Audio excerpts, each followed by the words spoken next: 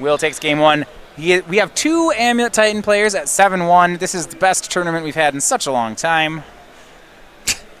Will is on traditional, or what I was calling the Canadian build.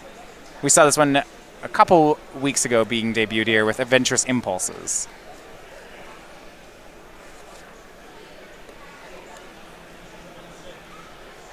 There's our other player on Hivemind Lotus Blooms. Can we start officially calling the deck Canadian Amulet? I just miss Canadian Threshold.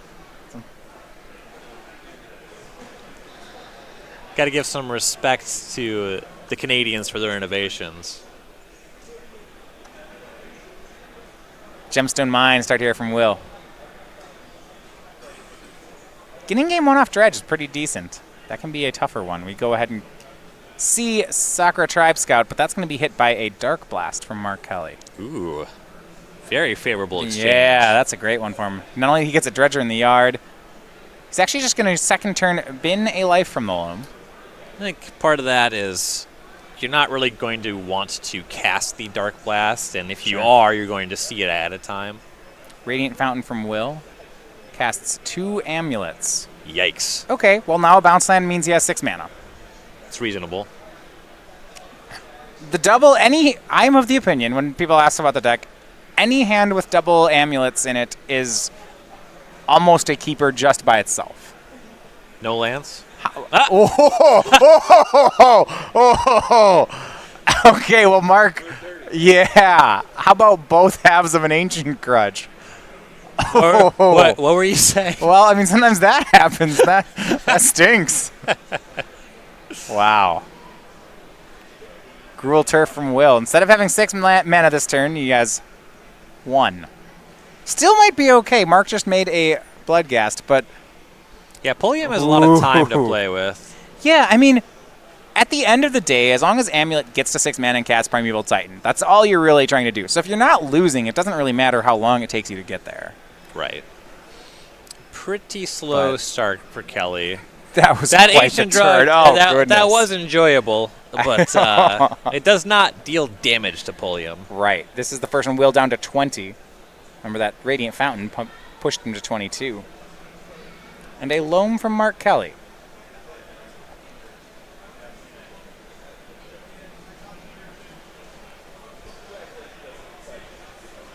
Yeah, he does need to be the one creating pressure here. Gets back Bloodghast. And passes. Yeah, this clock is still very manageable. Yeah. You're close to beating it just by rebuying this Radiant Fountain. Yeah, and we'll see Ancient Stirrings from Pulliam. I mean, especially if you can just find something like a Bazooka Bog here.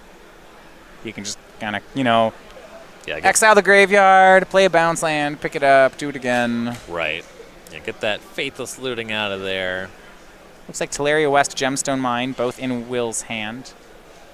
Together, those can transmute to make a Primeval Titan as long as he has another bounce land. He can put the West into play, float the blue, pick it up, and then use it to transmute itself.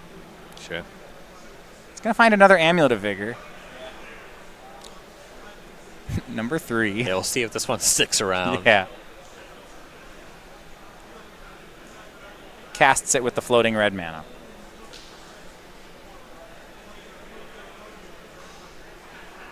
Teleria West Gemstone in hand. Looks like he'll make the Teleria West. It will untap from Amulet. But blue colorless doesn't do too much in the deck. No. Ooh. Kelly will Dark Blast his own Bloodghast and then crack a fetch land to get the Bloodghast back. So the idea here is he just wants the Dark Blast in the graveyard? Yeah, he wants to have that one available to dredge up.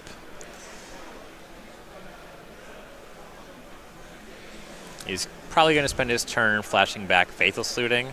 Okay. So he's going to spend 1 dredger. He would love to have 2 in his graveyard when he fires that off. He wants to make sure he doesn't run out of dredge cards. Right. That makes a lot of sense. Heads up play on Mark Kelly's side. At this point, Dark Blast doesn't figure to be very relevant. It already did what it needed to do when it hit that turn 1 Tribe Scout. Mm-hmm. So first dredge is Life from the Loam. That's the card for turn, and he flips over some nice dredgers in Stinkweed Imp and another Loam. Yeah, that Stinkwing Imp was a very good find. Flashback of Faithless Looting, and here we go. His first draw will be Stinkweed Imp. Here's 5 cards, 3 lands, a Cathartic Reunion, and another Imp. So we'll try 5 more. Land, Golgarthog, Narcomoeba, Faithless Looting, Narcomoeba. This is fine. It's 2 1/1s. Yeah, you'd like to do better. It's pretty slow. Then he has to discard to Faithless Looting, so back in the Imps will go. Can attack with these Bloodghasts. If he has a land, he has 1 more Bloodghast in the graveyard. And he does.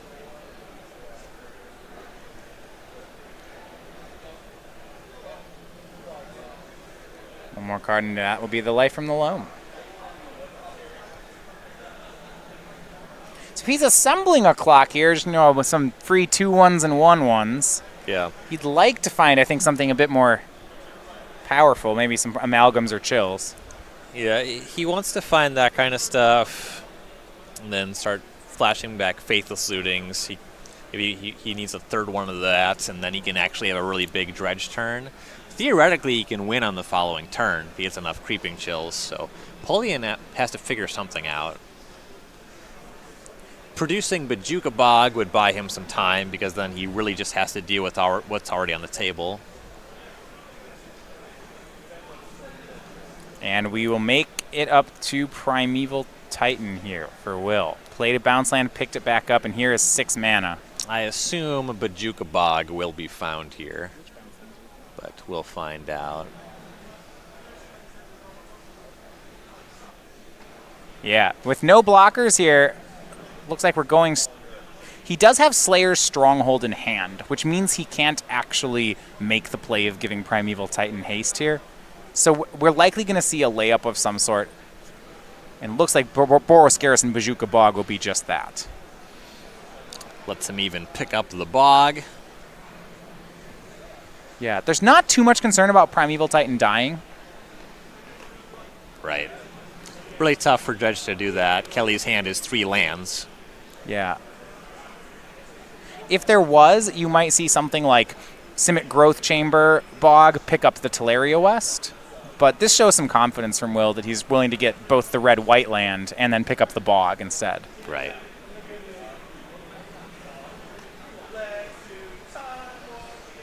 And where it was the case where Kelly could start by dredging a Stinkweed Imp, maybe chain that into some Faithless Looting with more dredging, and could have got there with Creeping Chills, that Bojuka Bog just set him back a ton.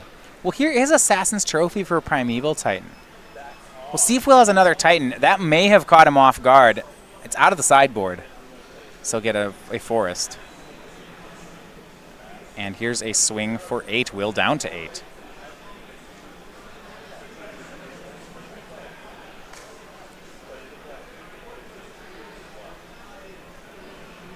And remember, if he wants, he's a bit pinched on lands. If he wants to gain life, that Radiant Fountain is actually in his hand, so he can't. If he has a Primeval Titan, he can't search it up.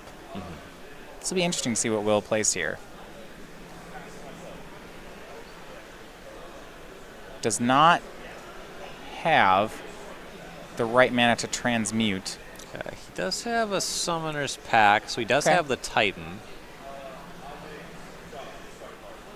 Right, so if he has another Primeval Titan, he's likely still fine here. You can get some combinations with all these 4 triggers. First of all, the Titan will be able to attack with haste, so you'll get 4 lands. The lands you're looking for here are Colony Gardens and that Radiant Fountain. So he's a bit short on resources because the Fountain's in his hand and the Slayer's Stronghold's in his hand. And the Vesuva's already in play. So he's limited. He has 1 land drop for the turn, and honestly, it should probably be, well, it should probably be the Slayer's Stronghold. However, if he makes that play, the best he can do is get 1 Colony Garden token. He can't copy the Colony Garden. He can't get a Radiant Fountain because he's already played his land for the turn. Right. Though the graveyard for Kelly is just that Assassin's Trophy, he's Right. not concerned about any dredging happening on the following turn. Yeah, the biggest worry would be, I think Kelly can swing for 4. If he could hard cast a Creeping Chill, he can get Will to 1. It's close, but it looks like Will's got the extra buffer he needs. Right.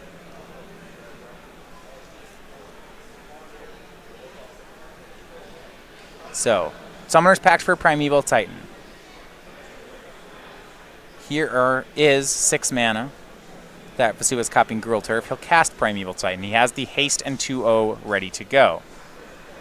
But like I said, the lands aren't completely free here. He's already made his land drops, so as far as utility, we're not looking at too much. Colony Garden's pretty good. And that's about it. Right. He can swing for 16 if he wants. You know, he can get this Sun home. It's nice, but not relevant. Mark's at 19. None of his creatures block at all.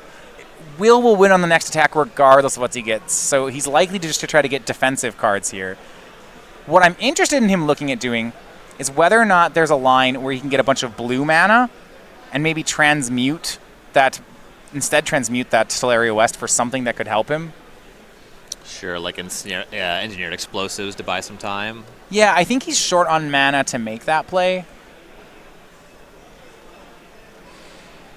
It actually, yeah.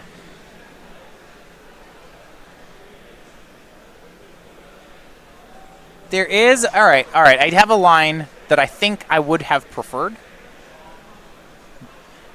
Hit me. But okay. If he got 2 Simic Growth Chambers, he could pick up the Teleria West. He'd have 7 mana this turn, and instead of giving Primeval Titan haste, what you just do is you'd transmute for Engineered Explosives, you'd play it on 2 and leave up 2, and then just say go. Sure.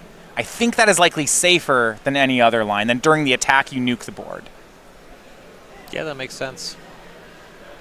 This is likely to work.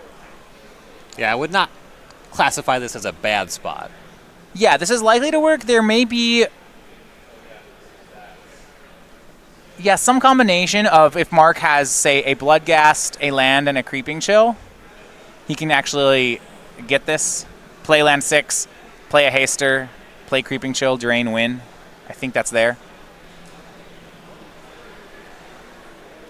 Kali down to 3, Will swinging for the full 16. Kind of funny that potential way to win this game involves casting Creeping Chill for mana. Yeah, you're not wrong. But down to 3. Can Mark put together 8 more points? He has 4 damage locked up on the table. And here's the 4th Bloodghast. Here's a swing. Does he have it? 1, 2, he takes 6. Will's down to 2. And Mark cannot finish it off. Land Creeping Chill would have done it, but Mark does not have it. And it was Will Pulliam, 2-0, your winner at 8-1. A strong showing.